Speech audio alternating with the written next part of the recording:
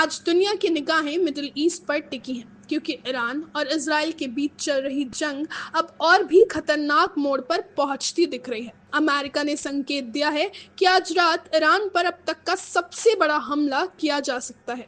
अमेरिकी वित्त मंत्री स्कॉट बेसेंट ने कहा कि इस ऑपरेशन का मुख्य लक्ष्य ईरान के मिसाइल लॉन्चर और मिसाइल बनाने वाली फैक्ट्रियों को भारी नुकसान पहुंचाना होगा, ताकि उसके मिसाइल क्षमता को कमजोर किया जा सके।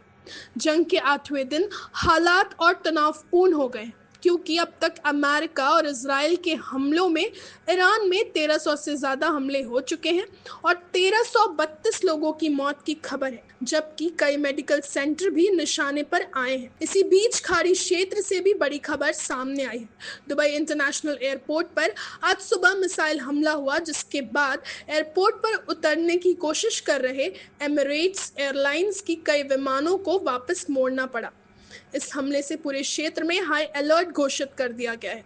वहीं ईरान का दावा है कि उसने कुवैत, बहरीन और यूएई में मौजूद करीब 20 अमेरिकी सैन्य ठिकानों को नुकसान पहुंचाया है। दूसरी तरफ रिपोर्ट्स के मुताबिक रूस इस जंग में ईरान को खुफिया मदद दे रहा है और मिडिल ईस्ट में मौजूद अमेरिकी युद्धपोतों और सैन्य विमानों की लोकेशन से जुड़ी जानकारी साझा कर रहा है।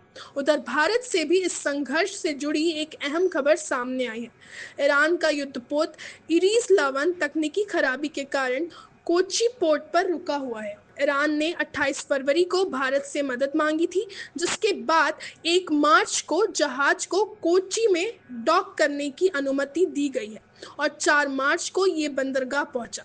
जहाज के 183 क्रू मेंबर फिलहाल भारतीय नौसेना की सुविधाओं में ठहरे हुए हैं। ये वही युद्धपोत है जो हाल ही में भारत में आयोजित इंटरनेशनल फ्लीट रिव्यू 2026 और मिलान 2026 नौसैनिक अभ्यास में शामिल हुआ था। हालांकि इससे पहले एक और बड़ा घटनाक्रम सामने आया था, जब भारत से लौट रहे ईरानी युद्धपोत इरीस देना को श्रीलंका के पास अमेरिकी हमले में डुबो दिया गया था, जिसमें 87 ईरानी नौसैनिकों की मौत हो गई थी। इस पूरे घटनाक्रम ने मिडिल ईस्ट के हालात को और ज्यादा संवेदनशील बना दिया है और अब पूरी दुनिया की नजर इस बात पर टिकी है कि आज रात होने वाला संभावित बड़ा हमला इस जंग को किस दिशा में लेकर जाएगा।